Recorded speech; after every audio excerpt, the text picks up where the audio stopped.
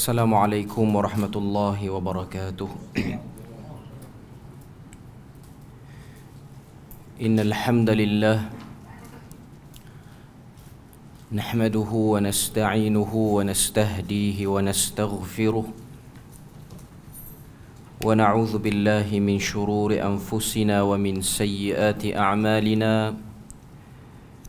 Man yahdihillahu fala mudilla lahu ومن يضلله فلا هادي له.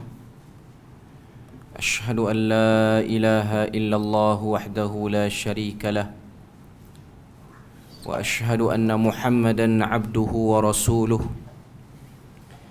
يا أيها الذين آمنوا اتقوا الله وقولوا قولا سديدا يصلح لكم أعمالكم ويغفر لكم ذنوبكم ومن يطع الله ورسوله فقد فاز فوزا عظيما. الحمد لله الذي بنعمته تتم الصالحات. ربنا آتنا من لدنك رحمة وهيئ لنا من أمرنا رشدا. اللهم آت نفسي تقواها وزكيها وأنت خير من زكاها أنت وليها ومولاها. Alhamdulillah, syukur pada Allah Azza wa Jal kerana dengan rahmat dan juga limpah kurnia yang Allah Ta'ala berikan, dapat kita bersama pada malam ni. Dan insya-Allah malam ni kita akan mulakan satu pengajian daripada risalah yang baru, iaitu yang ada bersama dengan tuan-tuan dan puan-puan, iaitu risalah yang bertajuk 30 teknik tepat tadabbur Al-Quran, interaksi hati dengan kalam ilahi, yang ditulis oleh Al-Fadhil Ustaz Mustafa Muhammad Suki. Buku ni Alhamdulillah kalau kita tengok ialah buku yang baru lagi dicetak, maknanya cetakan pertama tahun 2022. Dan Alhamdulillah juga buku yang diedarkan tu telah diinfakkan oleh sebahagian daripada muhsinin. Saya pun tak tahu siapa yang infak. Diinfak untuk kuliah di Penang. Kuliah saya di Penang ni 100 naskah. Jadi kuliah di Penang ni untuk di BRB dan juga di DIS esok, saya gunakan buku yang sama saja. Jadi saya bagi dua lah, 50 sini, 50 lagi untuk esok lah di Dewan Imam Syafi'i tu. Ya,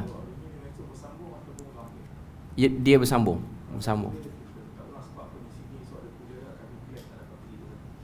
Maknanya asing, kalau boleh. Okey, tak apa. Okay. Jadi dua-dua ni akan gunakan kitab ni lah, maknanya yang hari ni dan juga yang esok. Okey. Kalau ada orang yang pergi esok dan datang juga pada malam ni, dia ambil satu dah lah kitab. Saya pesan awal-awal sebab takut ada orang ambil dua. Sebab dia ada kes kitab-kitab infak ni, dia tinggal kitab dia di rumah, dia pergi esok dia ambil lagi. Tengok dekat rumah dia dah ada 5 kali kuliah, kitab tak habis. 5 yang infak tu kat rumah dia je semua. Jadi yang ambil satu di sini, dia tak payah ambil lah untuk akan datang. Yang untuk dis tu untuk jemaah sana lah. Jadi kita tengok perbahasan kita ni malam ni dia lebih pada mukaddimah lah. Kitab ni secara umumnya ianya berkaitan dengan 2 disiplin ilmu. Pertama yang disebut dengan nama ulum Quran. Yang kedua ialah satu part yang disebut dengan tadabbur Quran. Cuma dia punya main tajuk dia tulis 30 teknik tepat tadabbur Al-Quran. Sebab antara yang paling panjang dibincangkan ialah berkenaan dengan teknik tepat tadabbur Al-Quran, iaitu pada bab yang ketiga. Buku ni ada 3 bab. Bab yang pertama ialah pengenalan kepada Al-Quran. Bab yang kedua ialah tadabbur secara umum dan juga secara terperinci, diterangkan apa itu tadabbur. Kita selalu dengar perkataan tadabbur ni. Dan bab yang ketiga ialah teknik tadabbur. Dia bagi 2 bahagian untuk bab yang ketiga ni. iaitu teknik tadabbur bagi peringkat asas ataupun disebut sebagai mubtadi. Kemudian teknik tadabbur bagi peringkat pertengahan, mutawassit. Okay. Jadi kedua-duanya ni ialah kesinambungan antara satu sama lain. Maknanya kita kena selesaikan yang 15 pertama dulu, iaitu untuk peringkat asas mubtadi ni, untuk kita naik kepada peringkat pertengahan. Jadi dia fokus yang paling besar untuk buku ni ialah teknik tadabbur tu sendiri. Dan ini ialah buku yang pertama saya rasa dalam bahasa Melayu Malaysia dan diringkaskan dengan cara yang mudah difahami. Sebelum-sebelum ni dah ada buku-buku lain dalam bahasa Melayu pun. Okay. Kalau tuan-tuan ikuti ada satu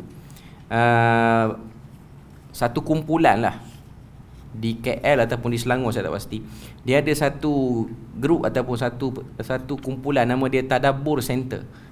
Orang yang ikut dia tahu, oleh Ustaz Syahari Abdul Rahman. Yang ni pun aktif juga bahas bab ni, dan dia orang banyak hasilkan tulisan-tulisan. Okay. Tapi dia orang dah pergi jauh, maknanya orang yang ikut daripada awal, sebab dia baru sekarang ni baru naik. Jadi orang yang ikuti sekarang akan tengok perbahasan dia orang dah pada level yang pertengahan, maknanya dah agak tinggi dan heavy sikit. Okay. Jadi buku ni dia sesuai lah untuk permulaan dan juga untuk kita nampak secara umum. Dan saya tengok secara sekilas pandang apa yang ada dalam buku ni. Saya dah baca beberapa bab yang awal dan juga baca sikit daripada bab yang ketiga daripada beberapa kaedah tu. Ianya sesuai untuk golongan yang tidak ada asas bahasa Arab yang kuat. Maknanya dia okey, dia boleh nampak. Okay, sebab penulis cuba rendahkan perbahasan ni. Dan kita kena tahu dari segi para ulama, perhatian para ulama terhadap ilmu ulum Quran juga tadabbur ni ialah perhatian yang sangat tinggi dan sangat banyak. Maknanya banyak kitab-kitab yang membahaskan tentang ulum Quran. Yang terkenal ialah Al-Itqan fi Ulumil Quran. Yang ni daripada Al-Imam As-Suyuti. Bahkan Imam Suyuti ada beberapa kitab lain tentang ulum Quran ni. Antaranya Manahilul Irfan, kalau saya tak silap lah. Okay. Cuma nak katanya ianya ialah satu bab khusus. Orang belajar peringkat degree pun, syariah ke, usuluddin ke, ataupun apa-apa sajalah bahagian dia, okay, dakwah ke apa, dia ada subjek khusus nama dia ulum Quran. Okay. Yang duduk dalam ulum Quran ni apa dia? Pertama nak tahu Quran tu apa, technically Quran tu apa. Lepas pada tu ilmu-ilmu yang berkait pada Quran tu, ilmu tajwid, ilmu qiraat, ilmu fawasil. Nanti kita akan sebut apa itu ilmu fawasil. Ilmu-ilmu berkaitan ahkamul Quran, hukum-hukum Quran. Itu semua duduk di bawah mabahis perbahasan ulum Quran. Cuma dalam bab pertama tu dia lebih kepada fakta-fakta utama dan penting berkaitan dengan Quran. Dan yang kedua dalam buku ni ialah berkaitan dengan tadabbur. Sebab tadabbur ni ialah peringkat teratas. Dalam satu orang tu dia berinteraksi dengan Quran. Dan tadabbur ni ialah perintah jelas daripada Allah Ta'ala. Afala yatadabbaruna al-Quran. Mengapa kamu tidak mentadabburi Al-Quran itu? Okay.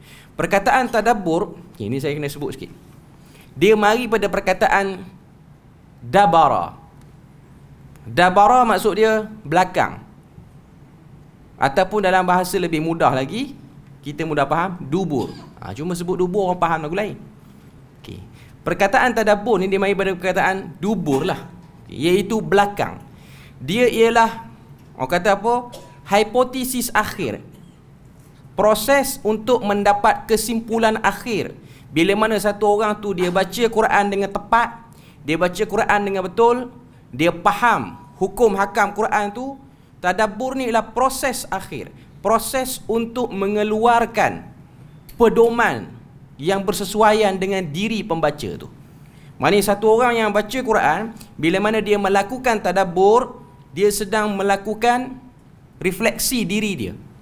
Dia sedang, orang kata apa, suluh diri dia. Ini ialah proses tadabbur. Sebab tu Tuhan sebut, bila mana Tuhan suruh kita tadabbur, afala yatadabbaruna al-Quran am ala qulubin aqfaluha. Mengapa kamu tidak tadabbur Al-Quran? Atau adakah hati kamu sudah terkunci sehingga tak nak tadabbur Quran? Sebab Quran ni dia ada beberapa peringkat. Yang pertama ialah al-qiraah, baca dulu. Qiraah tu maksud dia baca. Baca bagi betul tajwid, sebab arahan suruh baca dengan tajwid betul ni memang ada dalam Quran. Warattilil Qur'ana tartila. Warattalnahu tartila. Beberapa tempat dalam Al-Quran. Satu orang Muslim, dia kena tahu ilmu utama untuk dia dapat manfaat pada Quran ialah dia kena tahu baca bunyi Quran tu dengan betul. Dan Quran ni pun dia ada beberapa wajah bacaan. Yang ni duduk dalam satu kelompok nama dia ilmu qiraat. Ilmu qiraat ni ialah satu ilmu untuk kita baca Quran.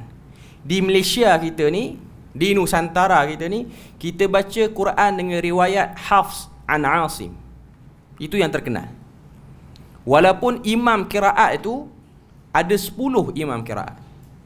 Dengan anak-anak murid dia orang, dengan sanad-sanad dia orang, dan kesemua riwayat itu ialah riwayat mutawatir. Qiraat ni ada 14, 10 mutawatir, 4 syadzah, iaitu qiraat yang tak betul pun ada juga.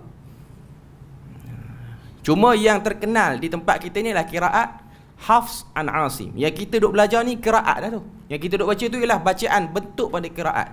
Setengah-setengah tempat, macam negara-negara orang Islam yang di belah barat ataupun di belah maghrib ni, macam Maghribi sendiri, macam Libya apa semua ni, dia orang baca Quran dengan riwayat Warsh. Jadi bila mana baca dengan riwayat Warsh, bunyi dia lain lah sikit. Riwayat Warsh ni ialah riwayat yang memerlukan pembaca yang menggunakan kaedah Warsh ni. Pembaca tu memerlukan bekalan nafas yang panjang. Sebab hukum mat dalam Warsh ni kebanyakannya isbak. Isbak ni maksud dia apa? 6 harakat. Sebab dalam Warsh ni mat asli pun ada setengah-setengah tempat tu 6 harakat. Kita mat asli ni 2 je. Dia orang 6. Dan adalah beberapa khilaf-khilaf riwayat dia. Ini orang belajar qiraat tahulah. Dan adalah beberapa kitab-kitab, matan-matan yang perlu dipelajari untuk kita dapat lihat ilmu qiraat. Itu hanya khilaf dari segi baca. Kenapa bunyi macam ni? Kenapa ada isbat alif? Kenapa ada maddul alif? Kenapa ada tafkhimul lam? Kenapa ada tafkhimus sad?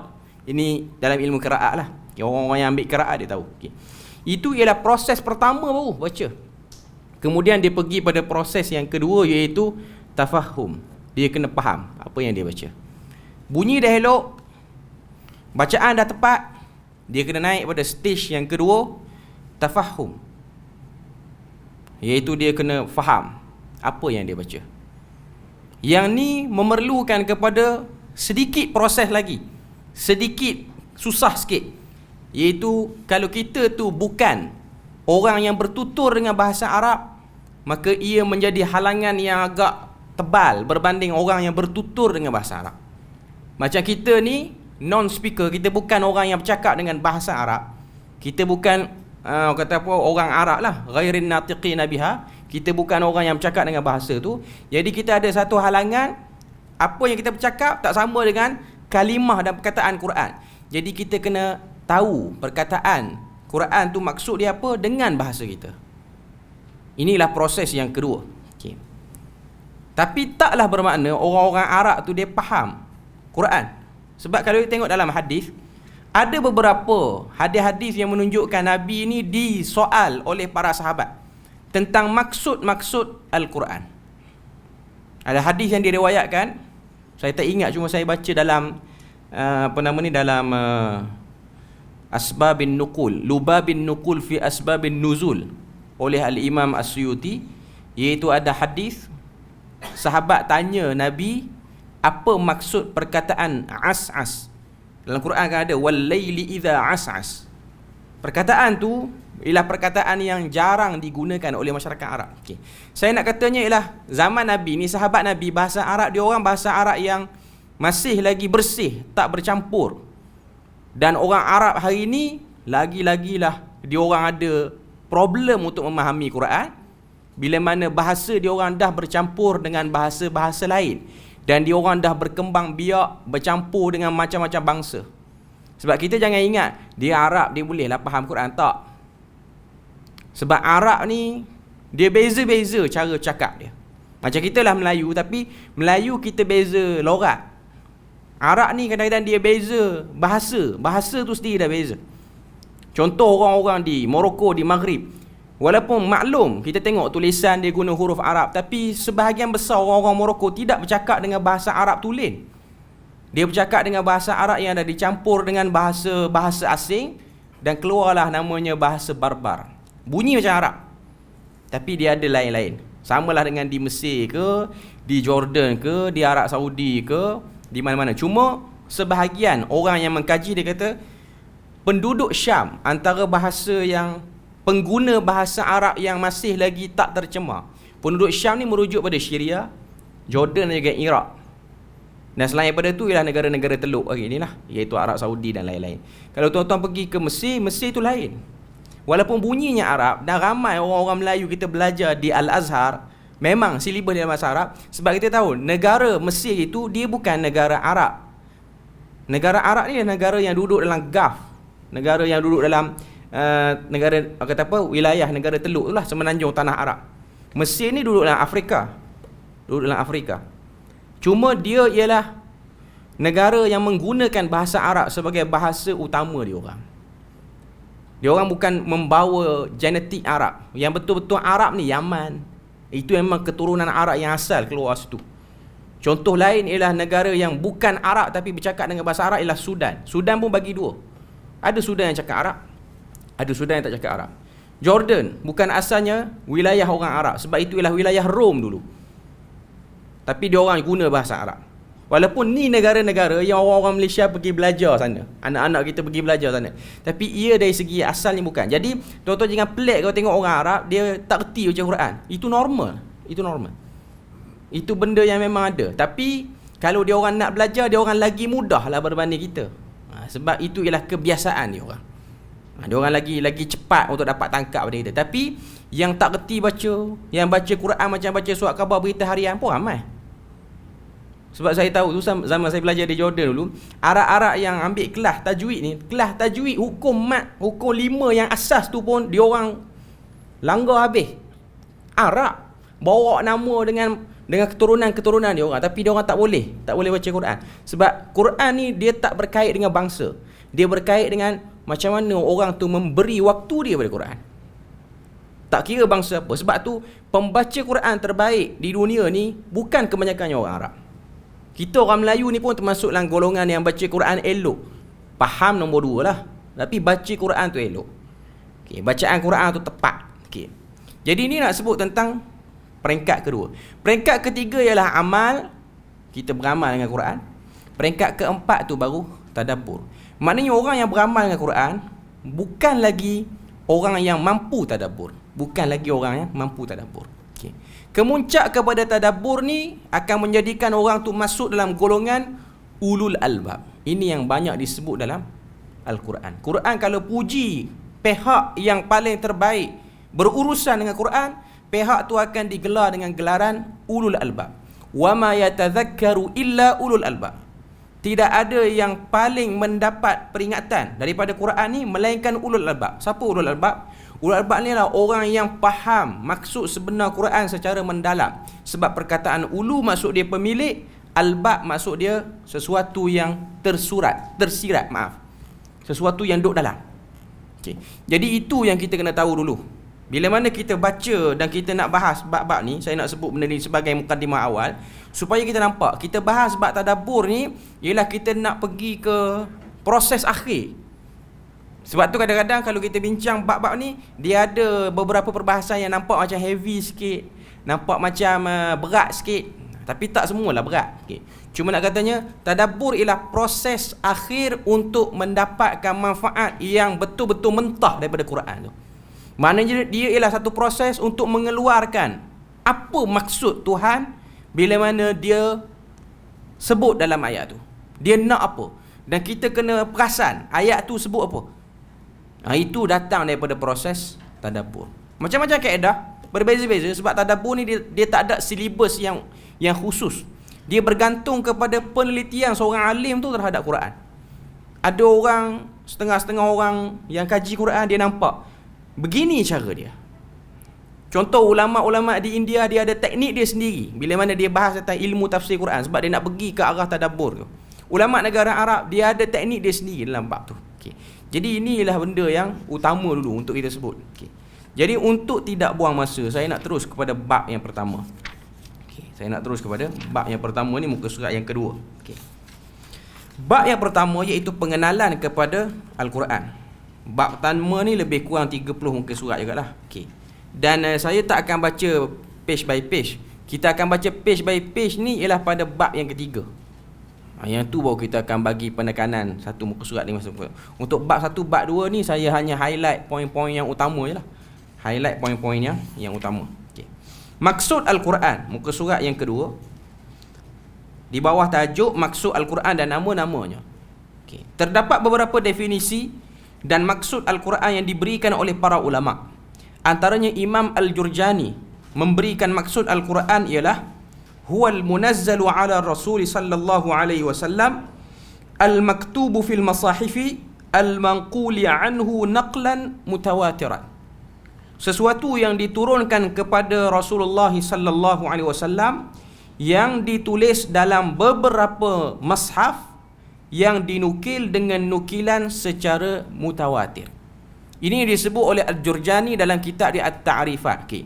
Dia punya definisi ni ringkas, tapi untuk certain zaman dia tak berapa kemas lagi.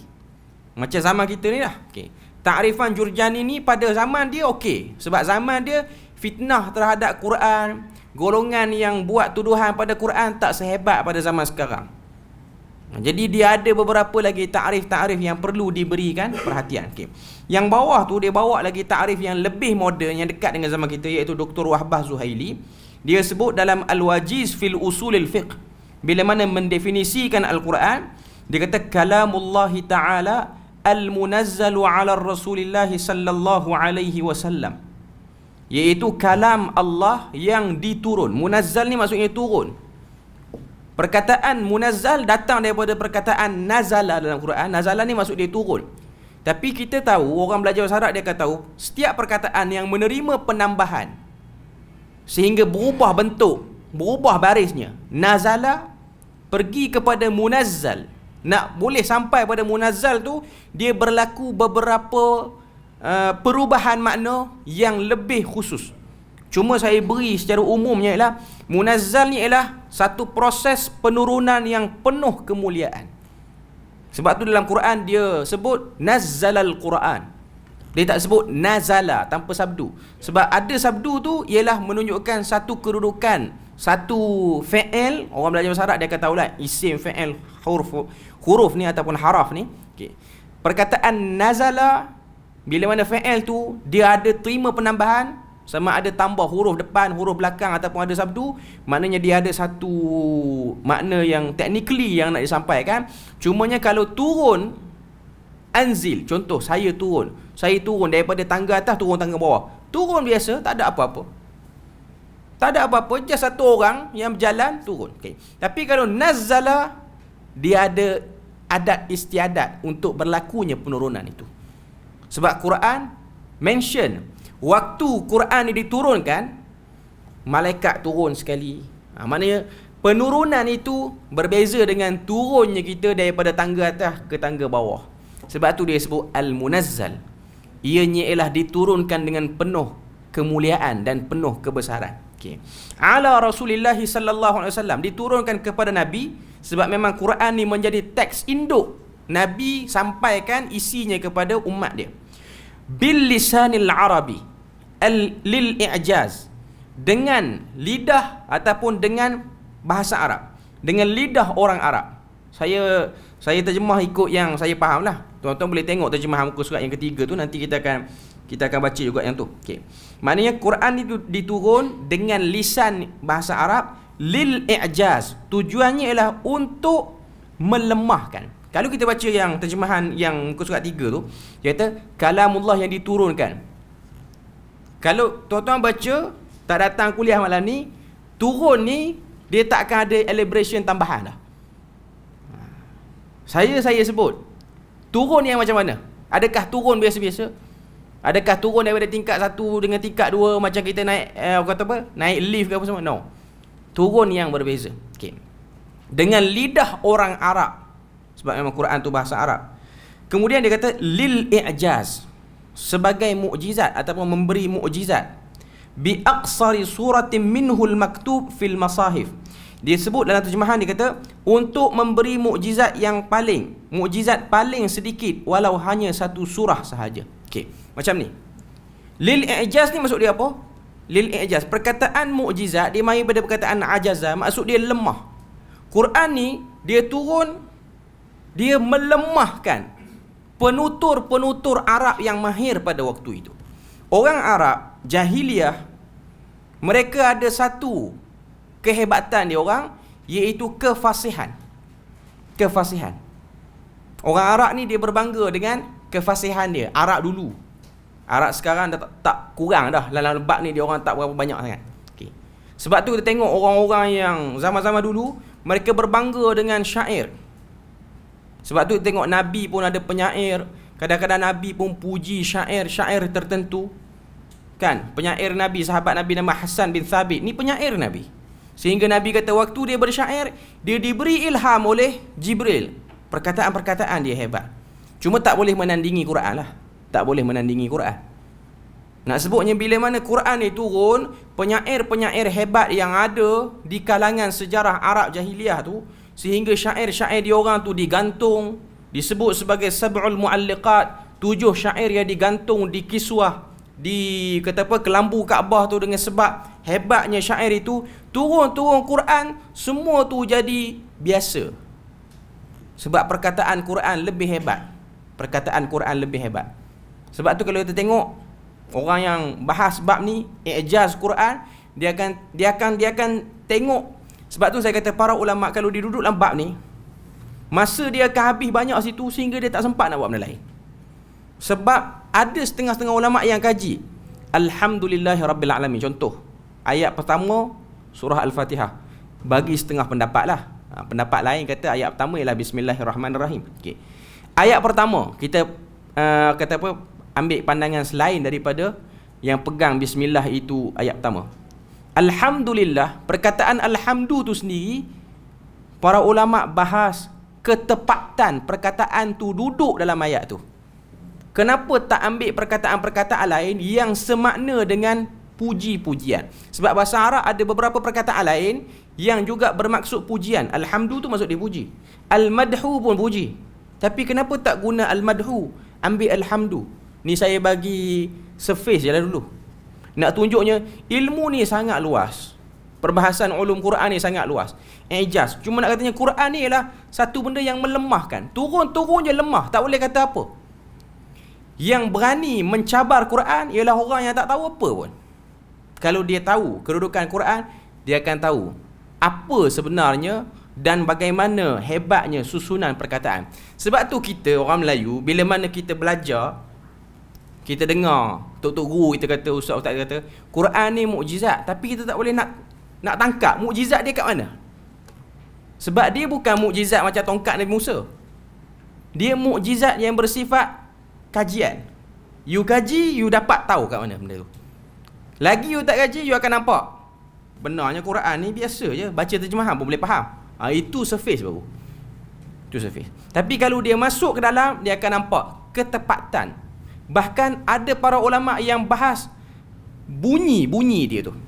Bunyi Quran tu kena dengan maksud yang Tuhan nak. Contoh saya bagi kat tuan-tuan puan-puan. Ada satu tesis yang dibuat di Universiti Islam Madinah, hukum hakam tajwid. Ni hukum hakam tajwid, hukum 5, hukum izhar syafawi apa-apa semua ni, izhar halqi apa-apa semua ni, dengan hubung kait maksud ayat tu. Hubung kait maksud ayat tu. Maknanya bila mana ada ayat yang kita kena baca dengung, ada ayat yang kita tak boleh baca dengung, dia ada dia punya synchronize dengan makna tu. Synchronize dengan makna. Okey. Ada dalam surah Baqarah ada satu ayat Tuhan beritahu pada Nabi. Iaitu Tuhan beritahu pada Nabi tentang kedudukan dia. tentang dia ni dekat dengan hamba dia. Dia kata qaribun ujibu da'watad da'i idza da'an.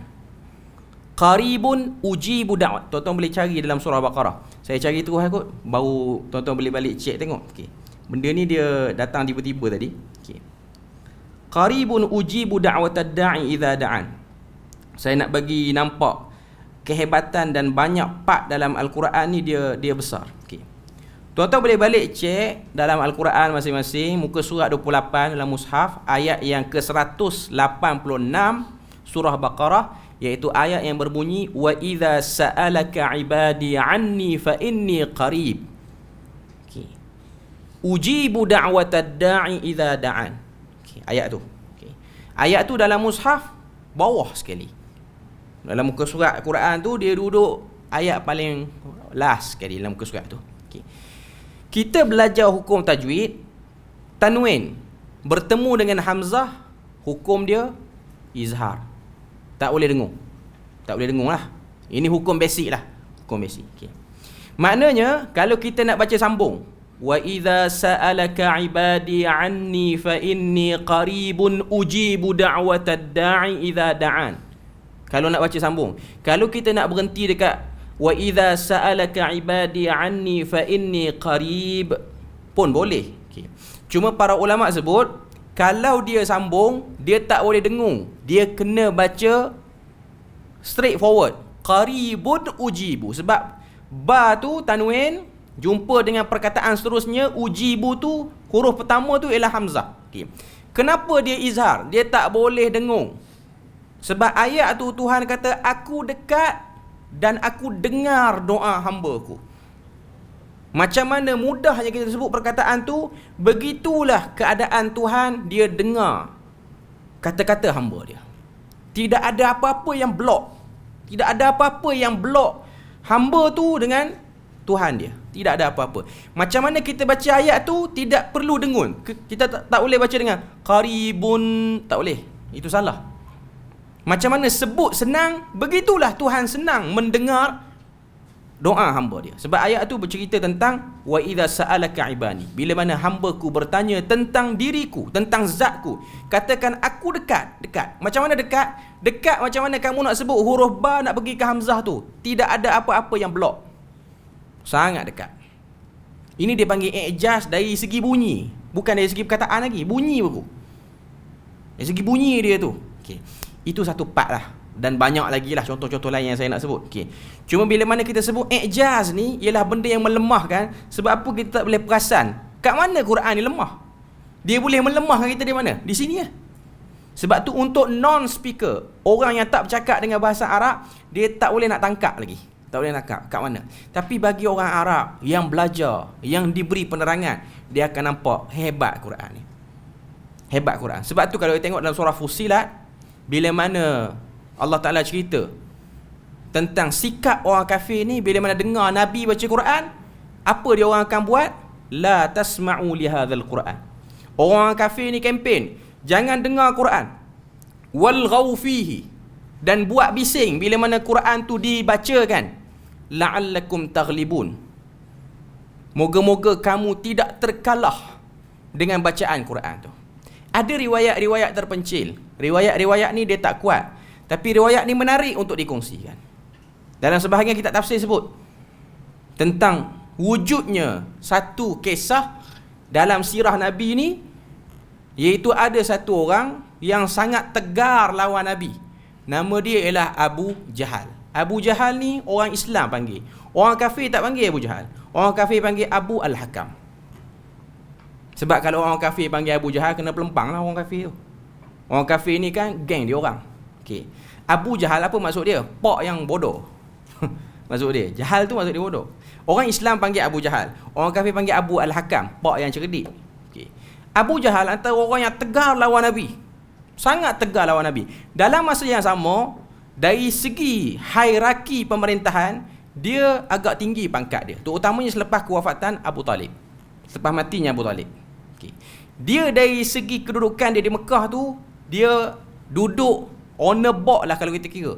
Dalam Darun Nadwah, dalam member of parliament. Darun Nadwah ni macam member of parliament dalam pada situasi Mekah pada waktu itu. Okay. Jadi dia ni nak dapat position tu, nak dapat position sebagai orang kuat dalam Darun Nadwah ni, dia kena ada orang kata apa, penilaian pendidikan yang baik. Maknanya Abu Jahal ataupun Abu Al-Hakam tu, dari segi kebolehan membaca dia ada, dari segi kebolehan bersyair dia ada, dari segi pengetahuan bahasa Arab dia ada. Okey lah, dari segi benda-benda umum tu dia ada, dia reti dalam bab tu. Tak masuk lagi dalam bab pemerintahan lah. Okay. Walaupun kita kata pemerintahan tu taklah hebat sangat. Okay. Cuma saya nak sebut sini ialah Abu Jahal dia sangat sakan lawan Nabi ni, tapi dia kempen orang suruh jangan dengar Quran. Tapi ada riwayat satu malam dia tak pakai pakaian kebiasaan dia macam dia pakai waktu siang. Siang dia pakai pakaian yang penuh kebesaran je lah, pakaian yang hebat. Malam dia tukar pakaian biasa. Lepas tu dia letak pelitup kepala dia, maknanya jubah yang ada hoodie tu, yang maknanya kalau hoodie tu ditutup, dia letakkan atas kepala. Dia bukan macam hoodie jaket sekarang yang tutup muka nampak lagi. Hoodie yang boleh tutup muka lagi, maknanya besar dia punya burnus. Burnus tu ialah topi tu lah, dalam bahasa Arab dia panggil burnus ni tu. Yang ni pakaian orang Morocco, orang Maghribi kan, jubah dia orang kan jenis macam tu. Okay. Jadi dia pakai sampai tutup. Okay. Orang tak tahu dia Abu Jahal. Okay. Kata Abu Sufyan. Abu Sufyan yang meriwayatkan cerita ni selepas dia Islam. Okay. Dia cerita depan Nabi. Okay. Dia kata satu malam aku berjalan di kota, di lorong-lorong di Mekah. Aku berjalan sebab saja aku nak berjalan. Okay. Abu Sufyan ni pada waktu tu dia berjalan-jalan-jalan. Kebetulan dia lalu di rumah Arqam bin Abi Arqam. Lalu situ.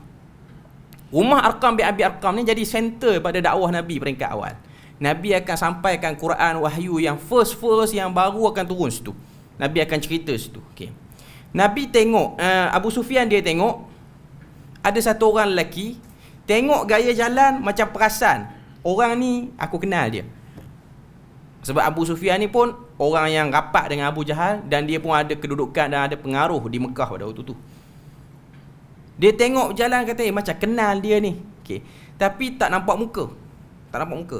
Sehingga dia pergi dekat, sebab dia tengok kelakuan lelaki ni pelik. Dia pergi dekat dinding rumah Arqam bin Abi Arqam tu, dia macam letak telinga dia. Dia macam nak dengar sesuatu. Dia pergi dekat, dia pegang, ternyata lelaki tu ialah Abu Jahal. Abu Jahal yang siang hari sakan lawan Nabi ni, tiba-tiba malam pergi dekat dinding rumah Arqam bin Abi Arqam nak dengar apa yang Nabi duk buat dalam tu. Apa yang Nabi duk baca situ. Okay. Dia disapa oleh Abu Sufyan, akhirnya tarik pergi kawasan jauh sikit. Abu Sufyan tanya, kamu buat apa? Abu Al-Hakam. Dia kata, aku nak dengar bacaan-bacaan Quran daripada Muhammad, sebab aku syok, seronok baca Quran tu. Dia siang dia lawan Nabi, malam dia cari dinding rumah Arqam bin Abi Arqam nak dengar Quran tu. Lalu Abu Sufyan mempersoalkan, argue dia, apa faedah siang kamu lawan, malam kamu dengar? Kalau dengar nak cari pasal tu bab lain, dengar sebab nak bagi tenang hati. Dia macam satu dendangan kalimah-kalimah yang boleh menenangkan hati. Situ yang pecah cerita tu. Pada riwayat ni lah pecah cerita. Abu Jahal kata, kita lawan Muhammad bukan sebab benda yang dia sebut tak betul. Kita lawan dia sebab takut orang tahu benda betul, orang terima Muhammad, orang reject kita jadi orang besar. Dia jadi orang besar baru. Tu je kita lawan dia. Tapi dari segi perkataan yang dia sebut, sedap. Memang perkataan dia sedap pun. Sebab tu tuan-tuan tengok bacaan Quran. Kita kata, kita ambil neraca yang paling ringkas. Kita yang mungkin orang awam yang dengar Quran, dengar orang yang baca Quran, bacaan Quran dia okey, sedap, tak sangkut. Kadang-kadang kita boleh lalok dengar bacaan Quran dia. Kita rasa menerawang. Contoh orang pergi semayang di Masjidil Haram, orang pergi buat umrah, pergi buat haji. Suara setengah-setengah imam Masjidil Haram yang okey. Dia tak semua suara imam yang okey sana. Orang pergi buat umrah dia tahu lah.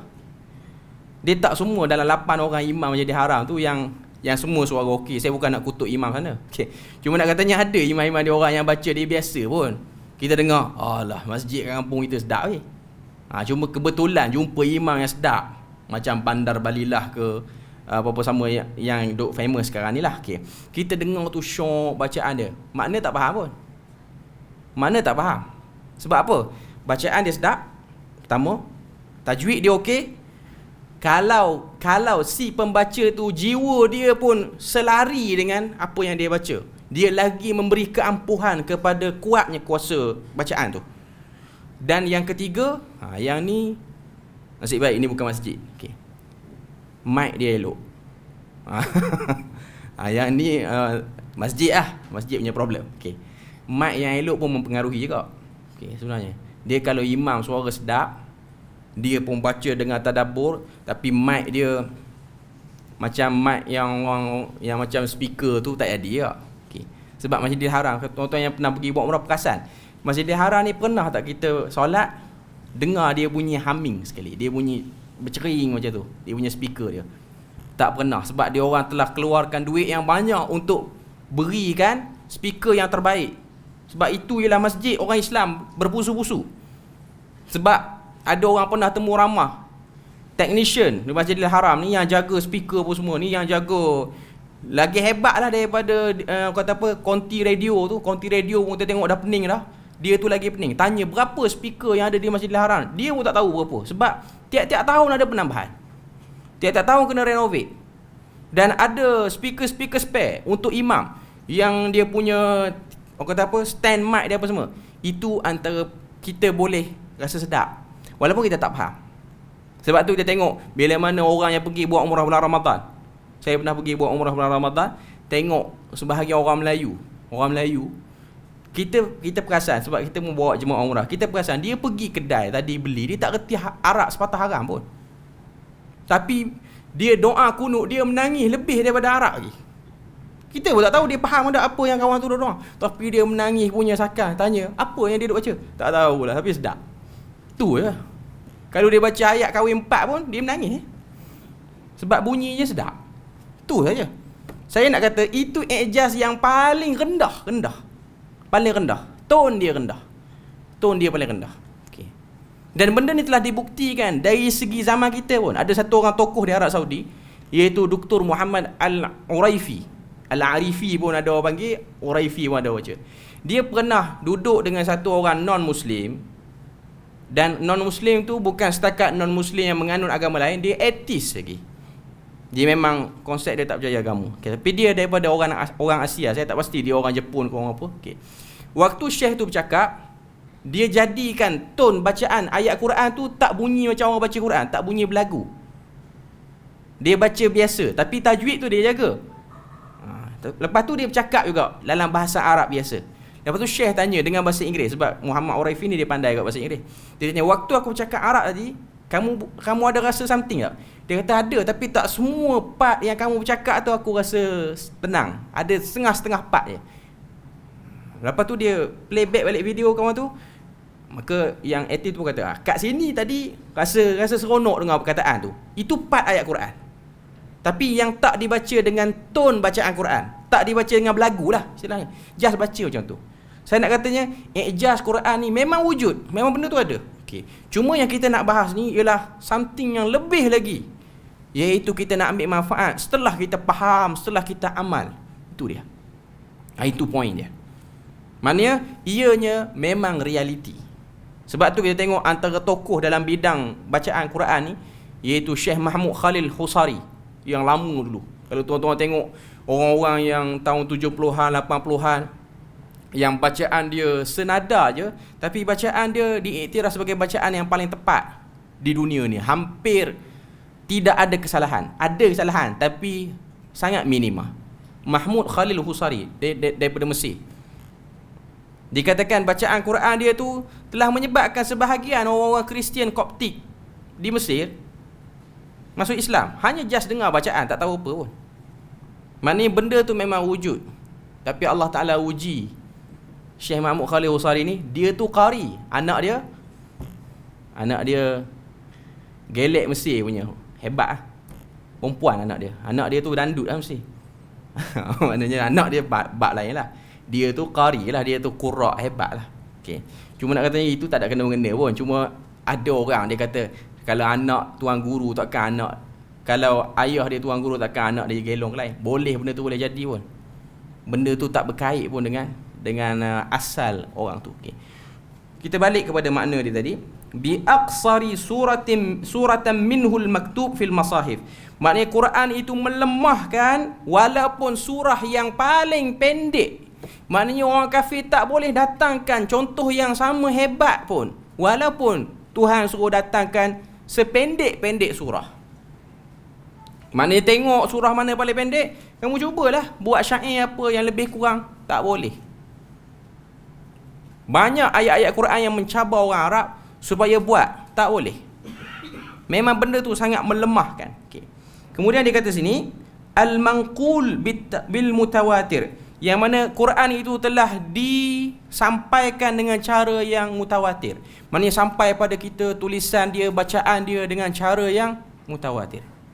Biasa kita dengar sanad dalam bacaan. Sebenarnya dia ada satu lagi part, iaitu sanad dalam penulisan Quran tu pun ada. Cuma bidang ni sangat kurang dipercakapkan di Malaysia ni. Orang banyak pergi pada Tarannum. Orang Malaysia ni dia suka ngaji berlagu tu lah, Tarannum dengan 7 maqamat tu yang duk ada dalam majlis tilawah apa semua tu. Okey. Kemudian dia kata sini al-muta'abbadu bi tilawatihi, yang mana Quran itu menjadi ibadah dengan membacanya. Baca saja dah jadi ibadah walaupun tak faham. Al-mabda'u bi suratil Fatihah. Al-mabdu'u sepatutnya, tapi dia tulis al-mabda'u. Okey. Bi suratil Fatihah, dengan surah Al-Fatihah, yang dimulai dengan surah Al-Fatihah. Al-makhtumu bi suratin Nas, dan yang disudahi dengan surah An-Nas.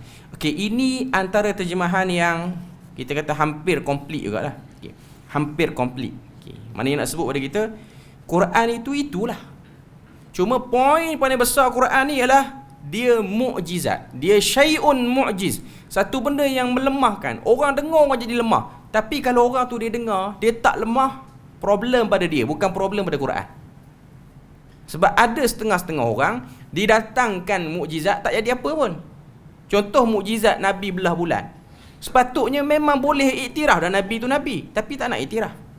Sebab tu jangan pelik. Kalau kita kata kawan-kawan kita yang lalai ke, ataupun kita jumpa orang-orang yang tak endah sangat ilmu agama ni, apalah baca Quran pun tak peduli, itu normal.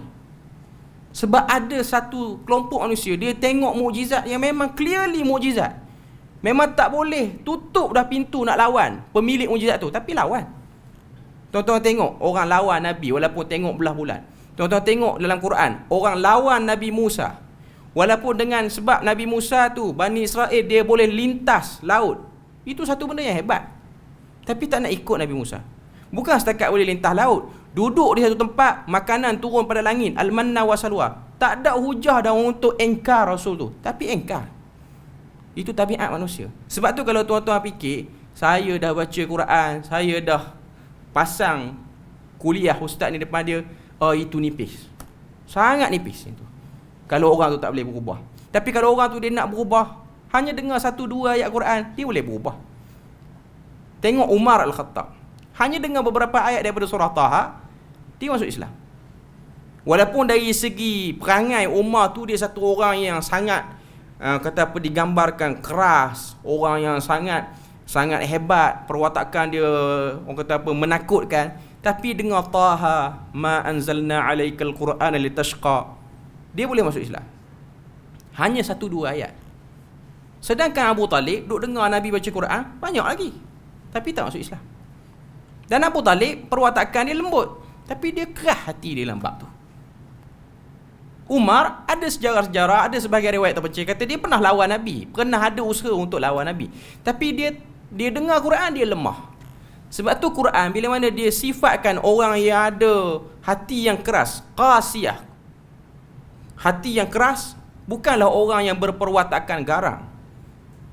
Dia kadang-kadang orang biasa, lembut, cakap elok, jalan susun, tapi sampai dekat hujah dia tak dengar hujah. Ada orang suka maki orang depan-depan, suka kata ke orang depan-depan, tapi dapat satu teguran dia berubah on the spot dari segi perwatakan. Sebab tu Quran dia sebut 2 golongan. Pertama, golongan yang dapat rabitah, ikatan hati dengan Quran. Yang kedua, golongan yang dapat khatimah, penutup hati dia. Kita pernah baca dalam Quran, kita pernah dengar ayat bunyi khatamallahu ala qulubihim wa ala sam'ihim wa ala absarihim ghishawah. Tuhan tutup, Tuhan patri hati mereka, pendengaran mereka, semua sekali tertutup.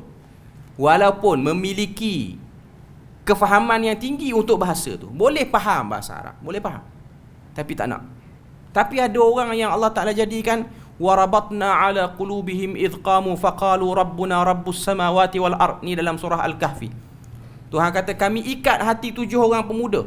Tuan-tuan boleh bayang, 7 orang pemuda. Orang muda, sebab Quran sebut innahum fityatun amanu bi rabbihim. Mereka 7 orang pemuda yang beriman dengan Tuhan mereka. Perkataan fityah dalam bahasa Arab maksudnya ialah budak muda yang berusia belasan tahun, baru nak masuk usia 20-an.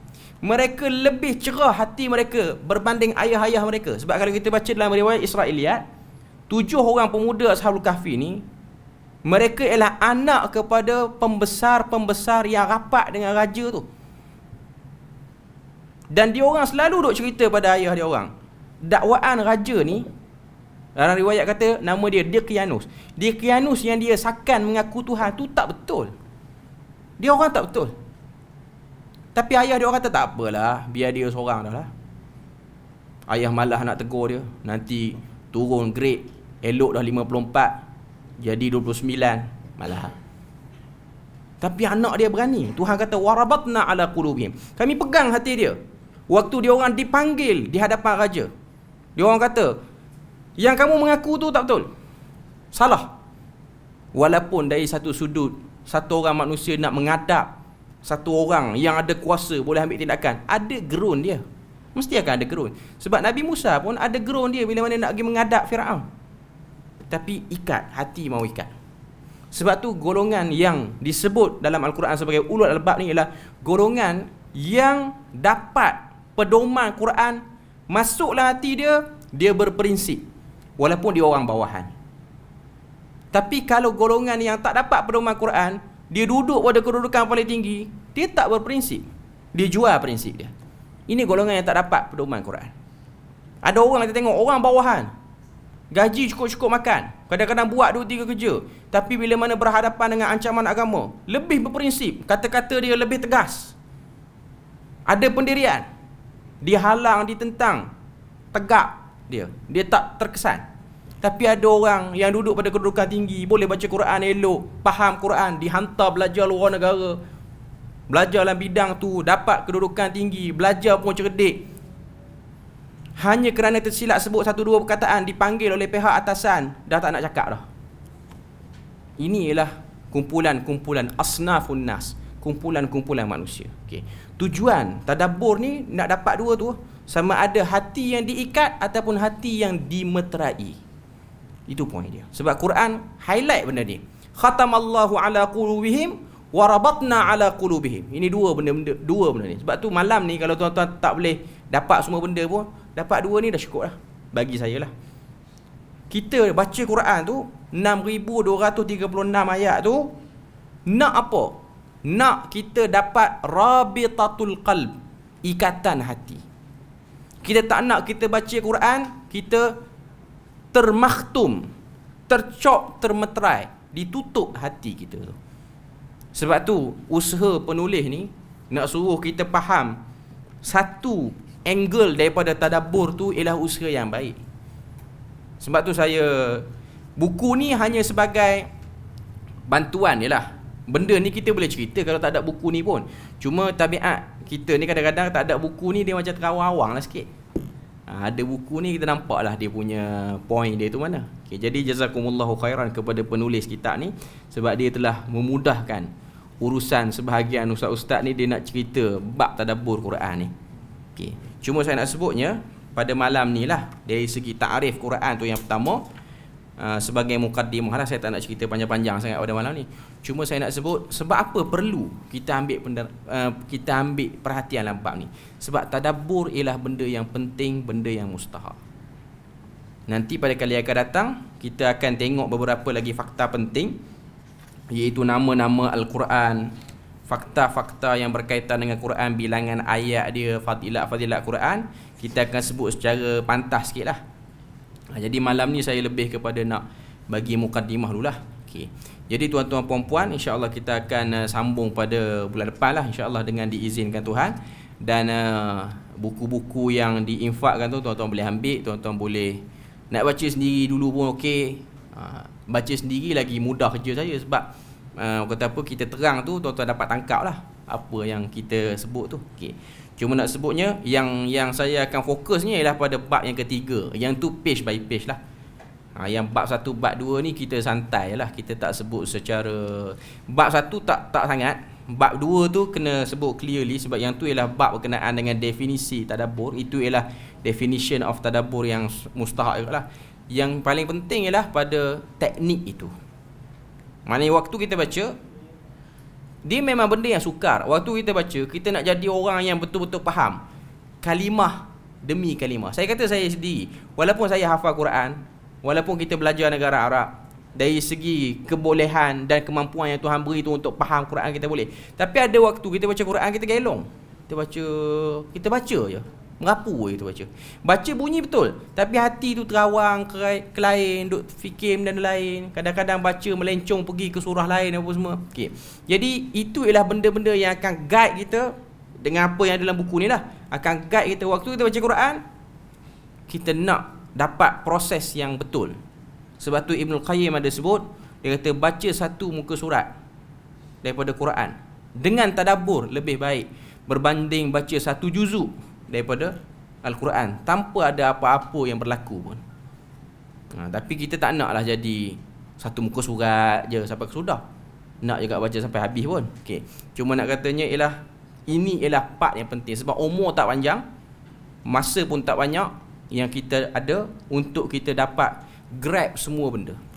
Yang penting kita dapat benda tu bernilai. Sebab tu saya selalu sebut, para sahabat Nabi ada sebahagian yang meninggal Quran ni tak sempurna lagi, tapi sudah melayakkan dia orang untuk ke syurga. Sudah melayakkan. Kita hari ni, kita hidup Quran ni dah komplit dah. Dari segi peluang untuk faham Quran, kita lebih tinggi berbanding sahabat. Contoh tuan-tuan tengok Sa'ad bin Mu'adh apa semua ni semua mati, Quran tak habis turun lagi. Sahabat-sahabat yang mati dalam perang Badar, yang mati dalam perang Uhud, ni semua Quran tak turun habis. Tapi mereka telah diperakui keimanan. Mereka telah menjadikan 1-2 ayat yang diorang dapat tu ngam masuk dalam hati diorang. Sebab diorang dah jadi orang yang disebut sebagai warabatna ala qulubihim situ, iaitu kami ikat hati dia dengan Quran. Kami ikat hati dia dengan Quran. Okey. Jadi itulah sedikit sebanyak kita punya perkongsian pada malam ni. Jadi saya rasa kita berpada situ ialah kod untuk malam ni. InsyaAllah kita akan sambung pada kali yang akan datang. Subhanakallahumma wa bihamdik, asyhadu an la ilaha illa anta wa astaghfiruka wa atubu ilaik. Assalamualaikum warahmatullahi wabarakatuh.